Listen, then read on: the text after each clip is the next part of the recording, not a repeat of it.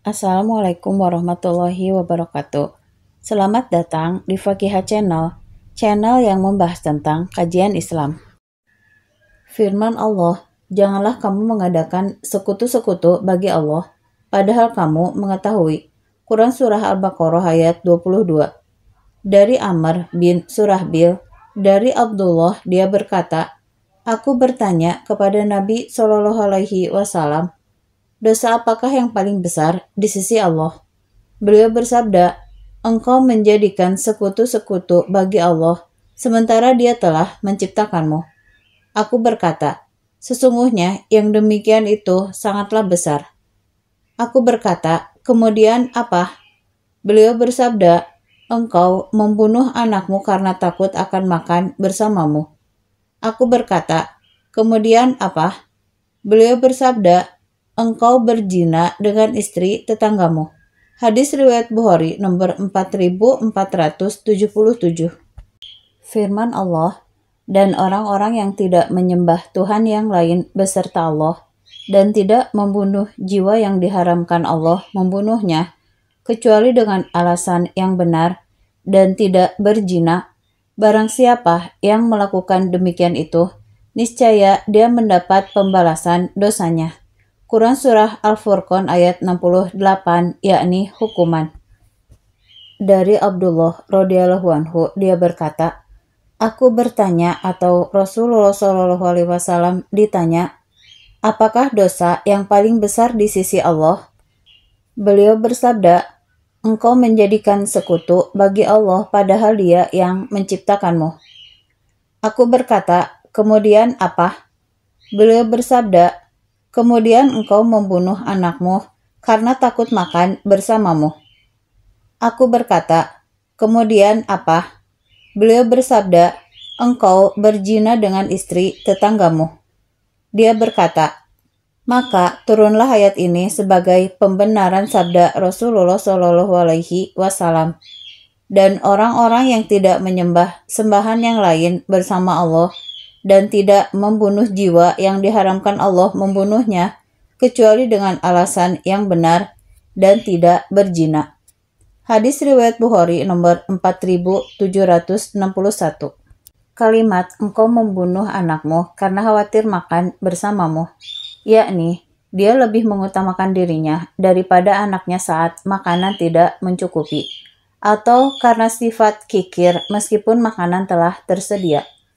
Kalimat ayat ini turun sebagai pembenaran sabda Rasulullah SAW dan orang-orang yang tidak menyembah Tuhan yang lain beserta Allah hingga firman-Nya dan tidak berzina. Pembunuhan dan zina pada ayat ini bersifat mutlak, sementara dalam hadis disebutkan secara muqayyad. Adapun pembunuhan dalam hadis terkait dengan anak karena khawatir makan bersama, sedangkan zina dikaitkan dengan istri tetangga. Namun, berdalil terhadap hal itu dengan ayat ini diperkenankan karena meski ia disebutkan sehubungan dengan zina dan pembunuhan secara mutlak, akan tetapi membunuh anak dan berzina dengan istri tetangga adalah lebih besar dan keji.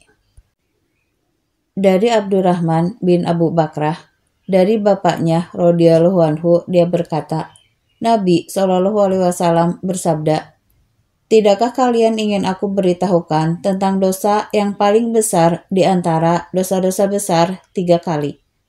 Mereka menjawab, ya wahai Rasulullah. Beliau berkata, syirik kepada Allah, durhaka kepada kedua orang tua. Lalu beliau duduk yang sebelumnya dalam keadaan bersandar. Ketahuilah, dan perkataan dusta. Dia berkata, beliau terus mengulangi perkataannya itu hingga kami berkata sekiranya beliau diam. Ismail bin Ibrahim berkata, Al-Jurairi menceritakan kepada kami, Abdurrahman menceritakan kepada kami. Hadis riwayat Bukhari nomor 2654. Seakan-akan yang dimaksud dengan dosa-dosa besar pada hadis ini adalah yang terbesar di antara dosa-dosa besar.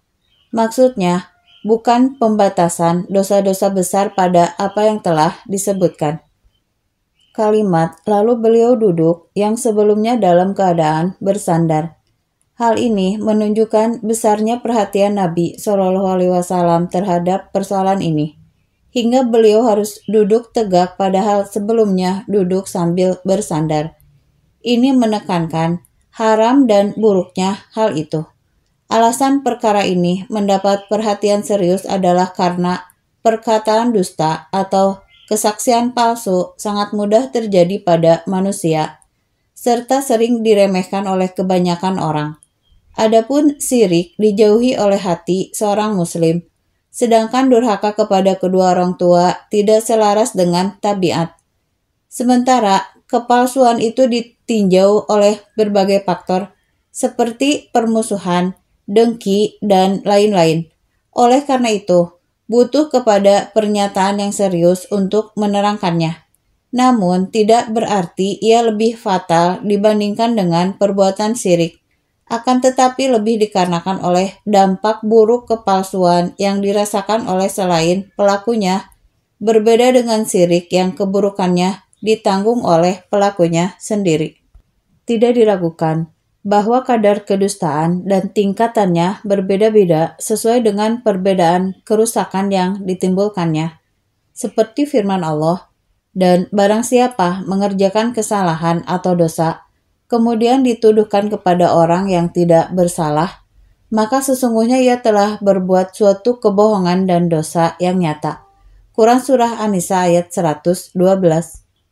Kalimat beliau terus mengulangi perkataannya itu hingga kami berkata sekiranya beliau diam. Maksudnya, karena kasihan terhadap diri beliau dan rasa tidak senang atas apa yang merisaukan beliau. Hal ini menunjukkan adab para sahabat terhadap Nabi Shallallahu Alaihi Wasallam serta kecintaan dan kasih sayang mereka kepada beliau. Hadis pada bab ini menunjukkan haramnya kesaksian palsu, termasuk juga semua yang bermakna kepalsuan, yaitu seseorang melakukan apa yang dia tidak memiliki kapasitas di dalamnya.